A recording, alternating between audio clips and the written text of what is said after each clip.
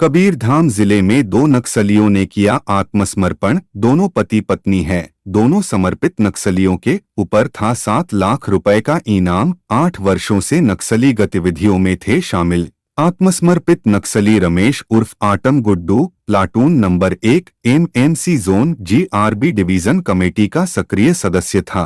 वहीं उसकी पत्नी सविता उर्फ लच्छी पोयम टांडा एरिया कमेटी की सदस्य के रूप में कार्यरत थी। दोनों बीते 8 वर्षों से एमएमसी क्षेत्र में सक्रिय रहकर नक्सली गतिविधियों में संलग्न थे।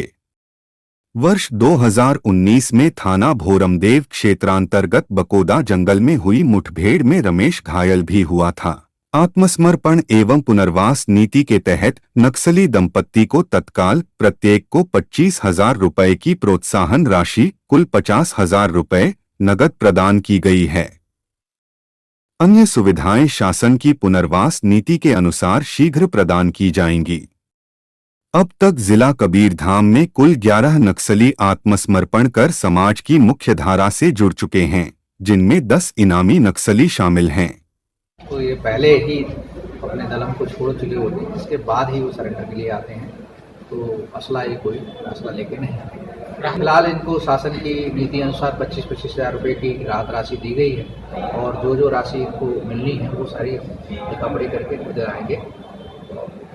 सर, कवर्धा में क्या स्थिति है अभी नक्सलियों की? कवर्धा वैसे तो हमारा नक्सल मुक्त घोषित कर दिया गया है, फिर भी ये जो आत्मसमर्पण करा रहे हैं हम लोग, जो शेष लोग बचे हैं, बाकी हमारी टीम हमारे उसको एक उस एरिया में रखा है जहाँ की विशेष ध्यान देने का और ज़रूरत है। तो हम उस तरह से अपने बॉर्डर पर अभी भी ध्यान रखे हुए हैं, क्योंकि बालाघाट और मंडला जो है कि नक्सल मुक्त क्षेत्र नहीं है, तो उस एरिया से हमें कभी भी हमारी तरफ आ सकते हैं, इसलिए हम अपनी बॉर्डर पर सील करके रखते हैं और बॉर्डर पर ज़्यादातर निगाह रखते हैं। सर, अभी आत्मसमर्पण करने के बाद इनको मुख्य धारा से जोड़ रहे हैं, आगे क्या रहेगा इनके? आगे इनके पुनर्वास की जो कि शासन की नीति है, उसके जो पुनर्वास के संबंध में कलेक्टर साहब से इनको निवेदन किया जाएगा और उनसे इनको पूरी तरह से पुनर्वासित कराया जाएगा और इनके जो सुविधाएं शासन के निर्धारित की गई हैं वो सारी सुविधाएं इनको प्राप्त होंगी। 2 नक्सलियों ने सरेंडर किया है। दोनों पे एक पे 5 लाख का इनाम है, 2 का है।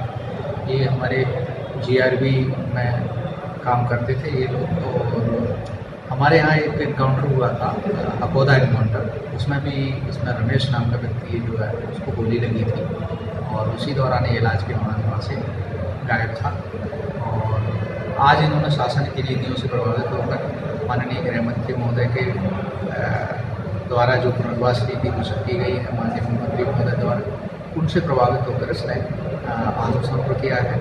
हमारे आईजी साहब श्री अभिषेक सांडिल जी का भी विशेष आशीर्वाद रहा है और हमारे जो नीचे के दोनों एडिशंस भी हैं उन्होंने भी इसमें बड़ा प्रयास किया है, इसलिए ये मुख्य धारा से जोड़ा जाता है। कवर्धा में अभी ऑपरेशनली हमारे यहाँ कोई नक्सली नहीं है, लेकिन हमारे बॉर्डर जो बालाघाट से लगता है उस पर हमारे सूचनाएं मिलती रहती है कि कुछ नक्सलियों की आमद रवत है, तो इसलिए हम अपने एरिया में सतत निगाह बनाए रखें।